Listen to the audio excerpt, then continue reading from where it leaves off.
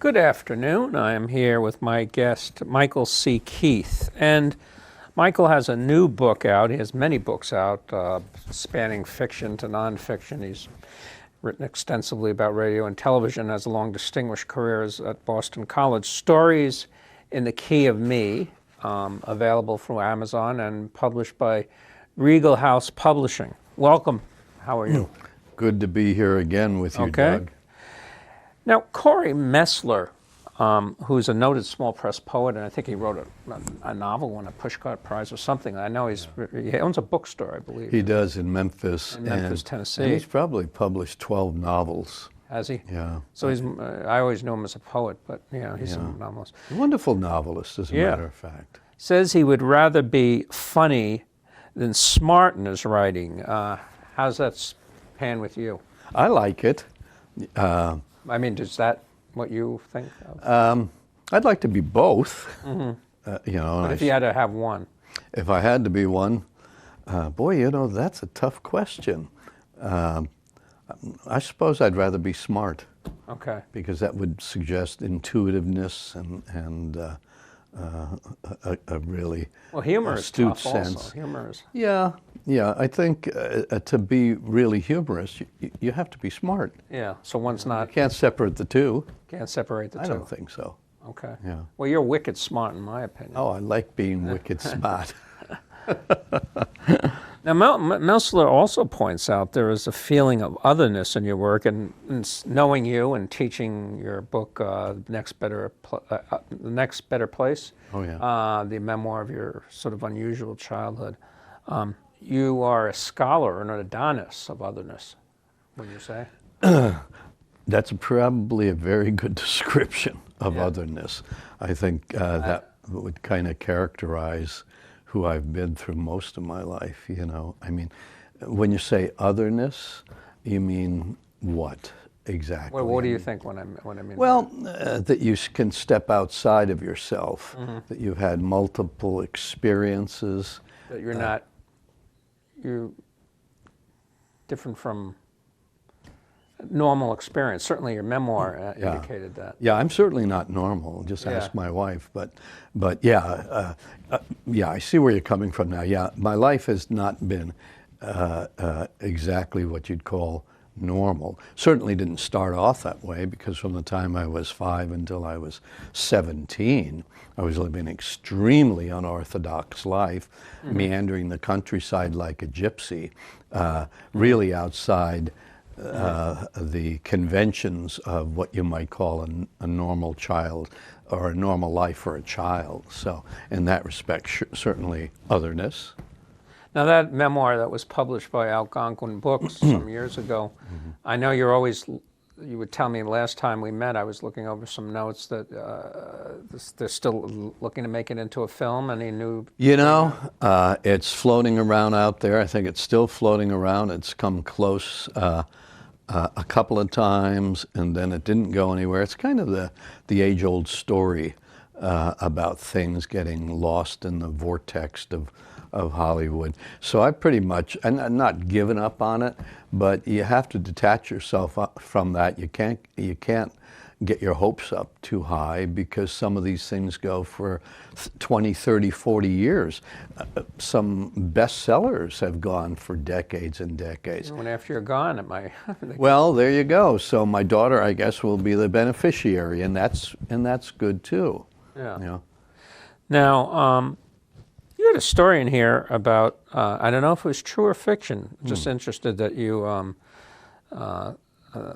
or a character met Tony Bennett in the Central Park with his wife or girlfriend or whatever. And did you actually meet Bennett? Yeah, that story is true to the T. Really? I was with my wife. We were in New York for the weekend, and she was at the. How long ago was this? Oh, this was about 3 years ago, 3 or 4 years ago, and she was at the Museum of Contemporary Art in New York. I don't know if that's exactly the name of it, but it was not too far down the street. Art, right? Modern art. Right. And so she's an artist, so she'll spend days in a museum. So I generally have had my full after a few hours, and so I meandered up to Central Park and I sat on a bench. It was a day like today. It was a very pleasant day, and I'm sitting there, and I turn to my left, and I look over, and there's Tony Bennett sitting there, and a young woman is sitting next to him, and I thought, wow.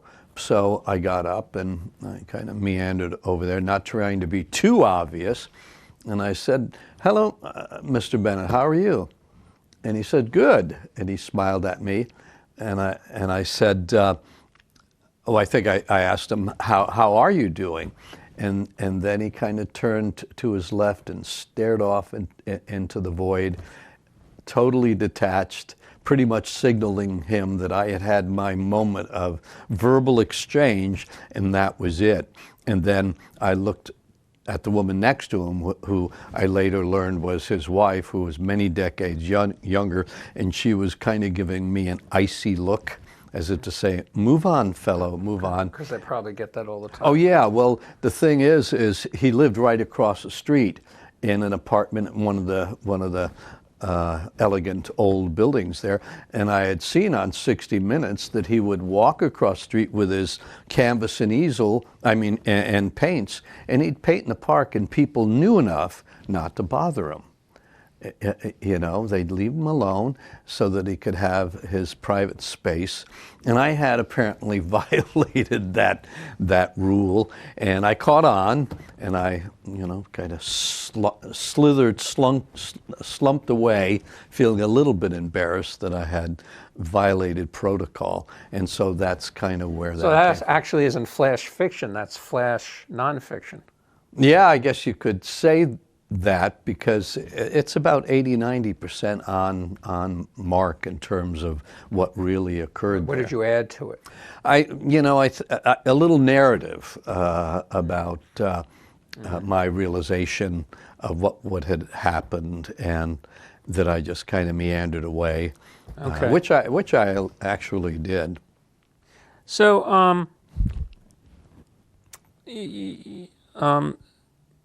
I know you've taught for years in the academy, quote unquote, and you've always had a lot of,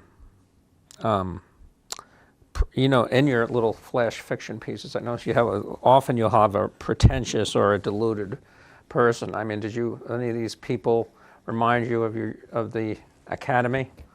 Oh yeah.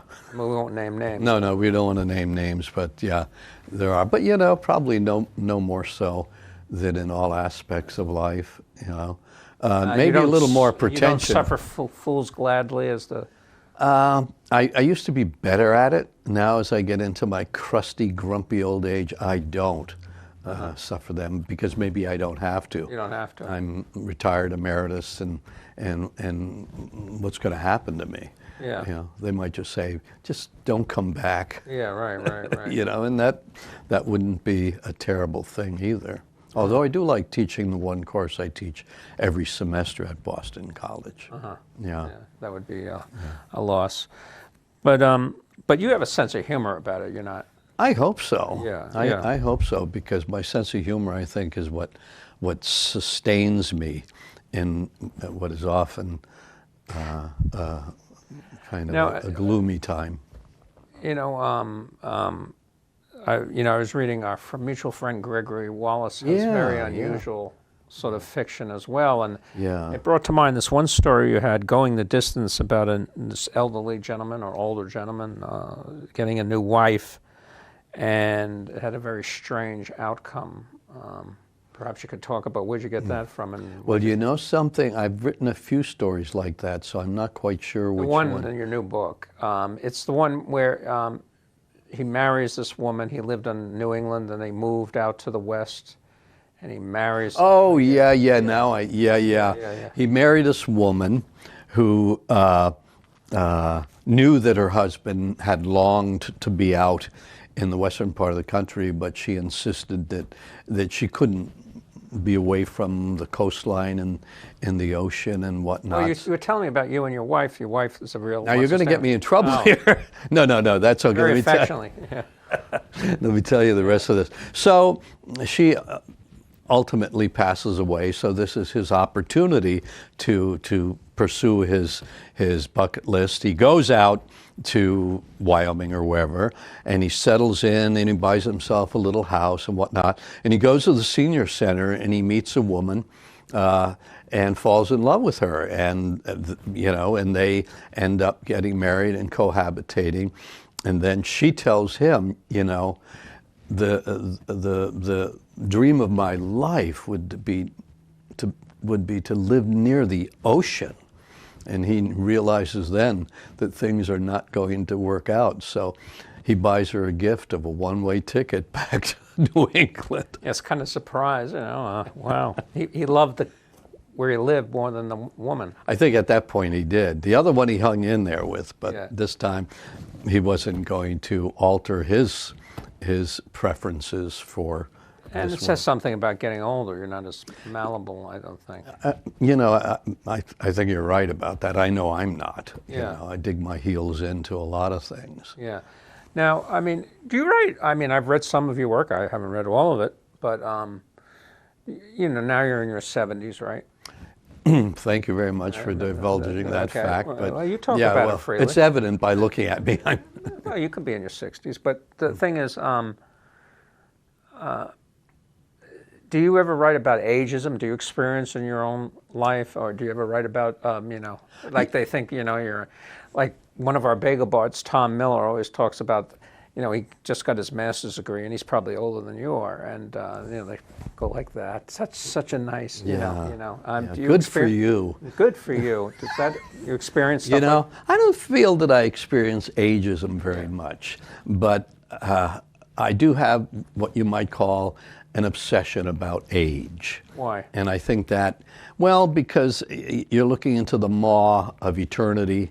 Did you always have this obsession? Not as much as I do now. Mm-hmm. It seems to have accumulated, created over the years. The older you get, the closer to the reality that your time is Of your moving. demise, yeah. Yeah, exactly. And so that's been a lot of the inspiration, if you want to call it that, the impetus behind a lot of what I've written. In fact, I have kind of a whole book dedicated to that theme. Let Us Now Speak of Extinction, published by Mad Hat a couple of years ago. Yes. And an awful lot of what's in that book has to do with the various dimensions and aspects of aging and facing, the end game, if you will. Albeit, I treat it with humor.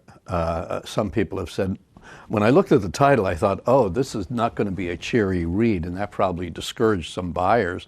But then those who did buy it said, I think this is the funniest thing you've ever written. So I guess that's my way of dealing with something that's a bit of a phobia of mine. Okay. You're afraid of death?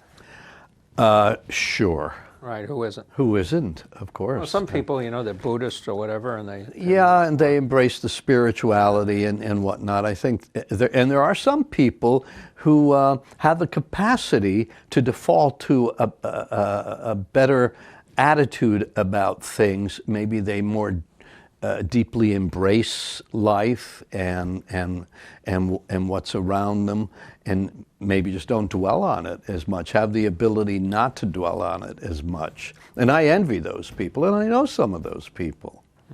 Okay. Now, you have a lot, in fact, you have a lot of good gallows humor about aging. We already said that. And Right. there was one story about an errant follicle that caused havoc in an older gentleman. Yeah.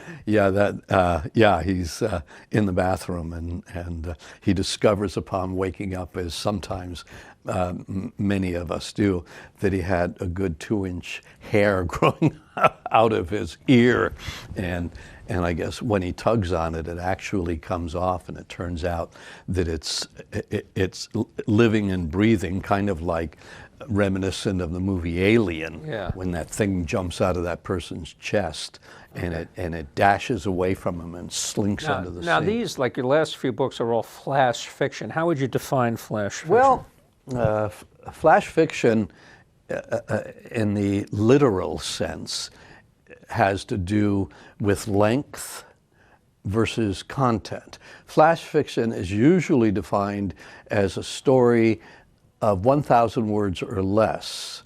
Microfiction is typically defined as a story of 300 words or less.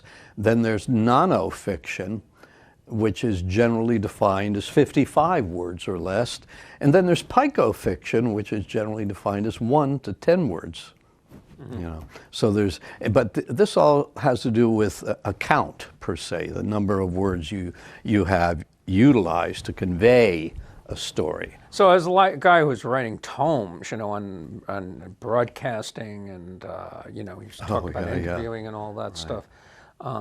It's a big departure from that. Yeah, it's a big departure, and it must be kind of way refreshing.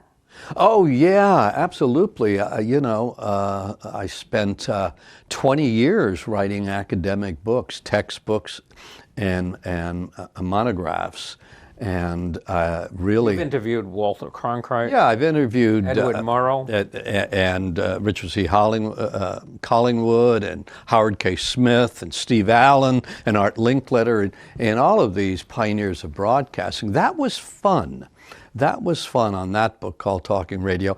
And then I did a book, co-authored a book that examined how the extreme right wing exploit radio to recruit and to propagate their hatred and whatnot. Well, he's not really extreme. He's more centrist right wing, verging on it, inspiring the extreme right wing. And it was called Waves of Rancor. And actually, the book was selected by President Clinton to be on his official summer reading list.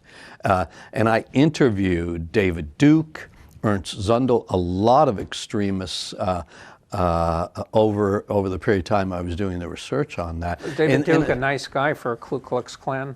Actually, he was perfectly fine to converse with. Yeah. He was gentlemanly, he was courteous, never had a problem. Articulate, intelligent? Articulate, I wouldn't say intelligent. You wouldn't say? Well, intelligent in the way a true racist can be, I guess you might say that. You know, he was one of those guys, if you bumped into him, you would think, oh, you know, insurance salesman. I mean, well-groomed and whatnot. You wouldn't pick up on his appearance anything that would suggest that he was a grand wizard of the KKK. So a lot of these people were fairly easy to interview, you know, a little unsavory. I remember at times listening to them and thinking, I don't really even want to talk to these people. But it worked out, and the book came out, was selected by Clinton, ended up being featured in the New York Times, Time Magazine, and then I went on kind of a national media tour. I was on Jenny Jones' show and things like that. So it was an interesting book to do, but a lot of the academic-oriented books were not so interesting to do. In fact, they could be actually a little tedious. You had to do it for... But you had to do it, yeah. In order to survive in academe, to keep your full-time position, you had to do it. But when I reached a point, and my memoir was a catalyst, when it came out in 2002, 2003, that I found that I could do something that was creative, because as Tony Early says, a memoir is a combination of memory and imagination. And shortly after that, I began writing fiction, and now have for a dozen years exclusively. I haven't gone back to writing anything about radio.